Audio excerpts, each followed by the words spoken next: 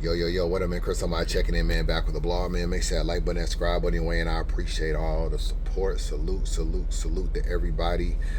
Just want to holler at y'all real quick. Make sure you check out the Suit Surf blog that I dropped. You know what I'm saying? Run those numbers up. It's a little documentary that talks about does winning matters, goes over his career, and talks about some of the things when it comes to branding and basically the moral of, well, I ain't gonna even say what the moral is. Just go watch the video. Watch the video from beginning to end. I think it's a very, very dope documentary, and we can talk about it in the comments. You can DM me or whatever you want to talk about it some more. Obviously, John responded to A Ward. And what was going on with that. I want to react to that video because, as usual, John is not taking any accountability for his role in a lot of these situations, and I'm gonna break that down and tell you what's going on with that.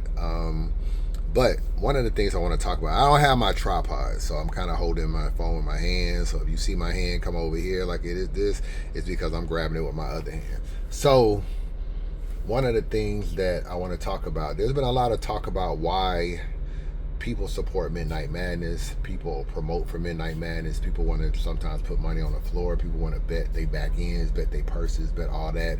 But then when it comes to like a league like URL, King of the Dot, RBE, why is the support not the same? Why is the promo not the same? And all this different stuff. There's been a lot of talk about that. I'm gonna kind of explain why that happened. I hate that there's like some light right here. Let me see if I can turn a little bit this way. One of the reasons why that's the case. All right, we know Midnight Madness started kind of like back in the day. I guess Bill Collector, Jack Boy Maine, Surf was starting. There was a lot of different teams. Verb had Island Gang, Hitman had a little team, and some other people had teams. There was all these different little groups and teams and everything, and it kind of created it in spaces. Now, when Midnight Madness first started, it was getting a lot of support. Gerald McCoy was a big supporter of Midnight Madness. He put a lot of money behind it. He helped Suit Surf out and everything with Midnight Madness and kind of like get kick-started and get off the ground. So it had sponsorship help. It had regular help. I'm sure Surf and them put their own money up, stuff like that. So it had a lot of that help as it went along. And they did some good battles. I still think like Twerk and Snake Eyes is a good battle. That was a Midnight Madness battle. So to me, it was a good look, but it was unfulfilled. It never reached its full potential. So to answer the question as to why it gets so much support, every battle isn't money on the floor. Some people do get paid. They get paid a little bit of money. You know what I'm saying? I think Big T battled on Midnight Madness. He got a little bit of money. You know, he wasn't completely battling for free or whatever. And some people battle for free. Some people put their own money up. Some people bet they back in, all kind of stuff like that. So one of the main reasons why, if I'm being real, why it's so supported is ultimately because I say a lot of times there's three type of people in this world. There's leaders, there's followers, and there's loners.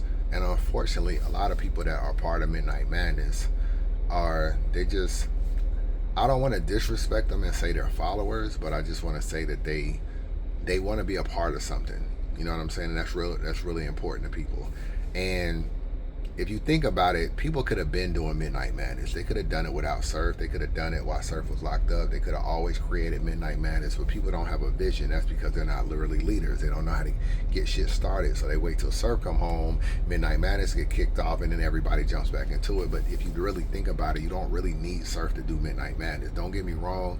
He has a lot of the brain power and the pull to make it happen, but you could have been doing Midnight Madness without Surf when he was locked up. Surf got locked up. Bill Collector was still out. Jack Boy Maine was still out. Eventually, Bill Collector got locked up. There was plenty of people that was a part of Midnight Madness or around Midnight Madness that could have kept it going, but they didn't. So you got to give Surf credit for his ability to galvanize people and get people to do things that other people, frankly, just cannot get them to do. And ultimately, there's people want to be a part of something. The be a part thing is a really big thing, bro. So when Surf goes in spaces and he talks to people and he brings people up and he tells you this, when he's talking to a Dice or a Sheet Happens or a KD or anything like that, and they wanna talk about, hold on, I'm gonna try to find something too while I'm doing this whole little video. Pause for a minute, let me try to find something real quick. Let's see. Looking for this Murda Mook post. I'm gonna try to see. Hold on. Bear with me. Bear with me. Bear with me. Where's Mook at?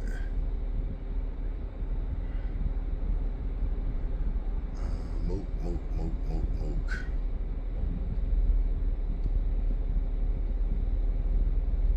Damn, why I gotta go way back to find a Mook post? Hold on.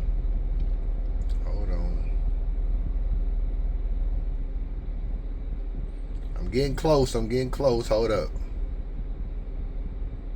Okay, it's right there. Back to what I was saying. So people want to be a part of something. So when you bring a KD, you bring a a Dice, you bring a She Happens, you bring some of these people into the space, you talk to them, you talk about doing Midnight Madness, you talk about betting or putting money on the floor or betting your back end or doing all of that. It gives it kind of, there's a lot of support and people feel like they're a part of something. And one of the reasons why Midnight Madness is able to take off the way it is because people feel a part of it. They almost feel like they kind of created Midnight Madness themselves. They like, oh, I'm on a team, so that makes them feel a part of it. And on one of the first battles, because if you look at one of the earlier battles of Midnight Madness, it was like, it was drugs, it was Truthful. It was a lot of these people were on an early Midnight Madness. They almost feel like they're a part of it. They had belts. They were champions. They felt like they won something. And doing that is almost as big as damn near being on Summer Madness. So if you make people a part of stuff and you make people and you ingratiate yourself with people, that's how people become quote unquote followers and you become the leader like Surf. And I'm not trying to disrespect nobody, but that's how you can get people to be a part of something and it turns into somewhat like a little bit of a cult and people go hard and people go crazy and people get tattoos and people change their Twitter names to Midnight Madness. All of this because they feel a part of something and that is big in a lot of situations. So it's a lot of gang, I'm part of this, I'm part of that. Angry Fan, he was smart. When he became a blogger, he created the Angry Fan movement. People was part of it was hashtag AFM. People felt like they were a part of Angry Fan. So when you have these kind of situations where you can make people feel a part of something, they will be more invested in it. And that's how you get people to even be willing to bet a back end or do things. They don't want to do it for a league because they don't really feel like they are a part of URL per se. Like they're in URL, but they feel like it's just more like a business. Like URL makes the money and URL books the battle and then, they own the footage and they do this and they do that. When you have a belt and you're actually defending the belt and you're battling like your Stumbles or your Snake Eyes or somebody and you're battling or whatever, it almost feels like you got something to defend. You don't really feel like you're defending nothing when you're battling just for a league. So Surf, being a Surf, ingratiates himself and talks to the littlest nigga on the totem pole. All of these Twitch battling dudes from Doc Rose to all the Dices and the Sheet Happens and all these people that are like not really pay-per-view artists on URL. So on URL, they battle on URL, but on URL, they're non-pay-per-view guys. Sheet Happens and these guys, they don't battle really on pay-per-view cards. They battle on app-only cards. But when they get into a space, they talk to someone like Surf, they get on a Midnight Madness card, and it feels like they're actually headlining a card and a part of something. And that's why Surf, in a roundabout way, has just been able to get people to buy into stuff. Like, hey, why don't we just bet? And whoever wins this, like, I'm gonna tell you what I'm gonna do. All right, Doc, so I'm gonna take She Happens and you take Dice and we gonna bet because I think She Happens can beat Dice. So you take Dice and I take She Happens and I put my money up and you put your money up. So now you got Dice and She Happens battling. And then what happens is that the loser, it's a bet almost between Doc and Surf on who's gonna win or lose, and Dice feel like he gotta win because he's battling for Doc, and Sheet Happens feel like he gotta win because he's battling for Surf, and all of that creates niggas to feel like they are part of something. So niggas have bets like, yo, you gonna buy me the next 5 dinners for this, or we gonna do this, or we betting this, and this, and now it becomes almost the other thing, which is gambling. Gambling is like another kind of thought this was moved. Oh, here you go, right here. Gambling is another big thing in battle rap too. Let me see if I can find this. Surf saying winning doesn't matter. Man, so, like whoever wanted to be a loser, I can't agree with that. There's so much shit that I want to say about that, but I'ma just leave it at that. He wildin'.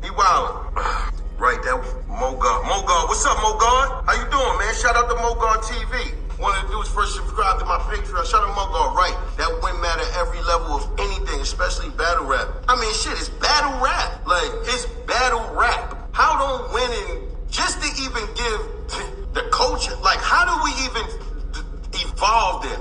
How do we even evolve if you saying, if they saying winning don't matter, how are we gonna get these billions, man? Like, how are we gonna get these billions? Because we need to, like, you know, Vegas and the bookies and everywhere this needs to happen. You know what I mean? It's a lot of moving parts. But, man, 1,000,000%. Hold on. All right, stay on there. You see where Mook said bookies, battling, and winning matters?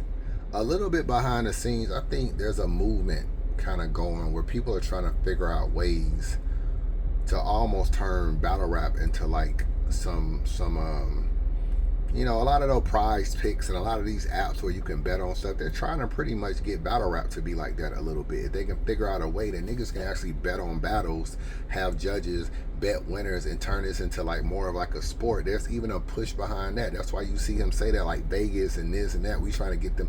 Niggas is literally trying to figure out a way that you can damn near do that you can bet on battle rap. Now I say all that to say, this is Mook saying this, right? Bet on battle rap, Vegas and this and that. That's a little bit of what Midnight Madness is, because niggas are betting. So what happens is I go into space and I got my own crew. Like, I'm Hitman, I got my crew, and then Surf got his crew. And I'm telling Surf, yo, I think A-Ward, who's part of Ball Game, I think A-Ward can beat Chess.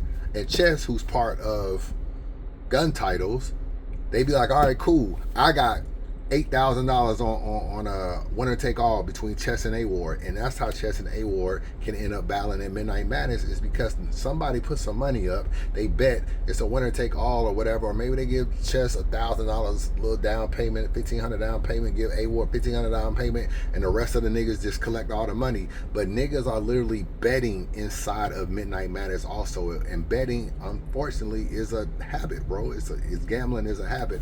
All of these things, the being a part of something, the gambling aspect, the betting aspect, the family aspect, the being a part of something aspect, the feeling like you gotta win for other niggas other than yourself, because we all a crew, like we all Gun Titles, we all Ball Game, we all Island Game, it's a whole crew of niggas trying to win.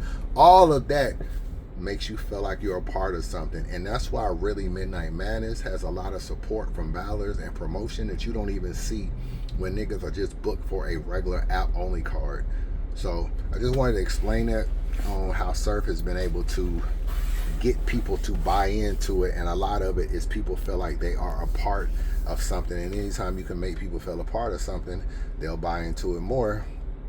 And another reason why I say sometimes URL got to come down to the ground level, because niggas don't even really be feeling like they a part of a lot of stuff when it comes to URL. You know what I'm saying? If I'm being real, like Smack and them don't really ingratiate themselves with enough people.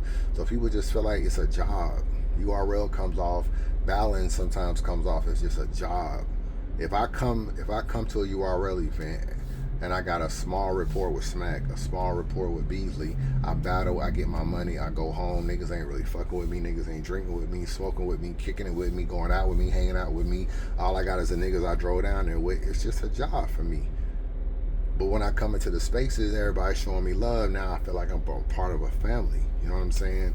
A part of a family. I don't know if y'all heard that one dude on Midnight Madness that I played it in the Surf blog. The nigga was talking to Surf, dog. The nigga was super fanned out, bro.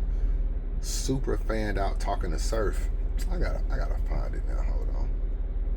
Let me see if I can find it. Let me see. Go to my documentary. Big games, big finales, Hold on. To the up and coming back. Let me go. Scram, big stage. Hold on, right here. Go line for line with any fan. I hear it in this voice. Like, I know niggas be laughing and shit, but voice. I ain't gonna lie. I'm like a little social anxiety. Like, I'm only 22 and shit. I'm just a little nervous, bro. It's all good. Hey, Surf, I ain't gonna hold you, bro. He might have to get a mandatory. That might be. His name is Free to Wave. He's saying he can go line for line with any fan. I hear it in his voice, bro. About to cry. Like, I know niggas be laughing and shit, but nah, that's a beautiful thing. You know what I'm saying? Like, it's obviously some inspiration there. Just, you know, and some shit that might have pushed him through his life at a certain time. I can hear it in his voice. You know what I'm saying? Like, bro. He got to do at least one thing to prove it, though, dog. Come off mute, Free. He got to do at least one thing. I ain't gonna lie. Like Surf said, niggas can scroll through my Twitter, bro. I've been supporting. Surf can go through his Instagram DMs with me. I've been sending him messages. Look. You good. I'm going to give you Niggas can do whatever, bro. Let me give you a couple. I ain't gonna lie. Wait, Free. Let me give you a couple testers. Finish this for me. First thing I heard when I touched down. First thing I hear when I touch down is Surf, the Midwest cruising. Such and such nice. Such and such nice. What's his name doing his numbers? And I don't really hear the Midwest losing. Well, I could think of a few verbs. If I oh fuck, I'm fucking up. You got it. It's okay. Another big reason why. All right. That's actually a touching moment to see that, man. It just shows the power of, Surf. It also shows just, meeting your fan, bro. Like meeting, like, a part of. Some of it meet right. Okay, it's me. Some of it is just flat out me right. But it's also a beautiful thing that you can be able to meet someone that inspires you in a particular way. And this is what I'm saying. Surf has been able to create somewhat of a cult. And anytime you can talk to people that you're fans of, a fan, bro, fan is short for fanatic, bro. Niggas will sometimes run through walls for niggas, bro. And it's just your ability to meet them. And unfortunately, when you're URL and you're some of these other leagues, they don't come down to your level. We can talk shit about Surfing Spaces, but him coming down to a fan's level and talking to this dude, this kid might be from Iowa or somewhere. Like, Surf is my biggest fan. The fact that he's able to talk to Surf for 5 minutes, that nigga never forget that shit, bro. So Surf has been able to create that, and that's the thing with Midnight Madness. That's why people are more willing to go hard for Midnight Madness than other people. URL would be better off if they actually kind of like dealt with fans more. If they got in spaces, if they went live on their YouTube channel and brought people up on StreamYard and did interviews and talked to fans and talked about what we need to do more. But they sit in a bubble, and anytime you sit in a bubble, you become unreachable. And being unreachable, people just feel like it's just a job. Like, I just battle on URL, I just get my check, I get my money, shake my hand, or just find them one gunner when I come out, or this is my motherfucking nigga. But at the end of the day, I don't really kick it with these niggas. So I battle on URL, but I don't feel a part of URL. With Midnight Madness, you literally be feeling a part of Midnight Madness. Surf has been able to create that, and because of that, niggas be going hard for Midnight Madness. So to everybody that's hitting me up, asking me like, yo, what's the difference between Midnight Madness and regular events, all this kind of stuff, it's this whole family-oriented shit, and this ingratiating yourself with people and betting and battling for other people and other people putting their money up for you, and like, it's a lot goes on to where you don't even feel like you're doing this shit just for yourself. But I'm gonna talk about John in another blog. Let me go to that right now. Chris Unbiased, holla at your boy.